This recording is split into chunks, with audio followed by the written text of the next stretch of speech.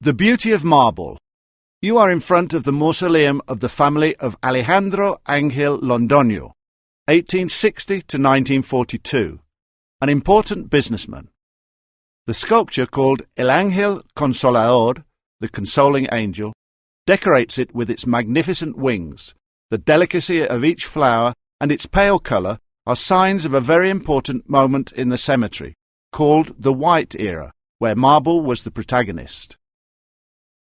From the first decades of the 20th century, in a later stage of consolidation of the San Pedro cemetery, in which the Antiochian elites sought to make the memory of their deceased endure, and in the process show and make clear their own social condition,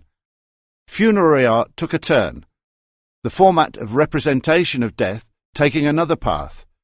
giving way to the construction of large funerary monuments with a language marked by architecture, and, of course, with the emergence of new authors released from the limitations imposed by the tombstones, architectural ornamentations and particularly sculpture appeared.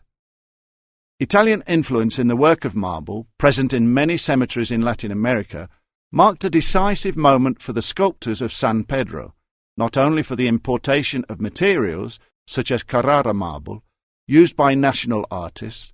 but also in the implementation of a European funeral model, in which the patronage of families hand in hand with the thriving market is located in the foreground of the houses using foreign marble, such as the Casa Bibolotti, established in Medellin. The commercial relationships that were woven around the funerary art of San Pedro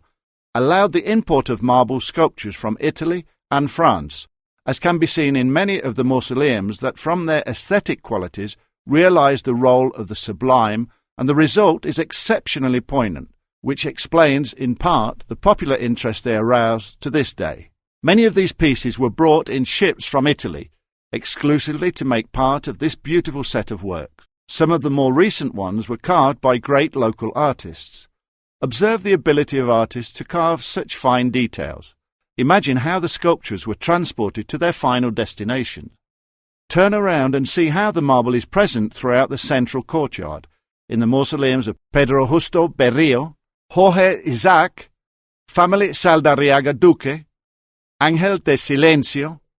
Pedro Nello Spina Vasquez, José María Amador, as well as other works in marble. Continue your visit and move to the next station,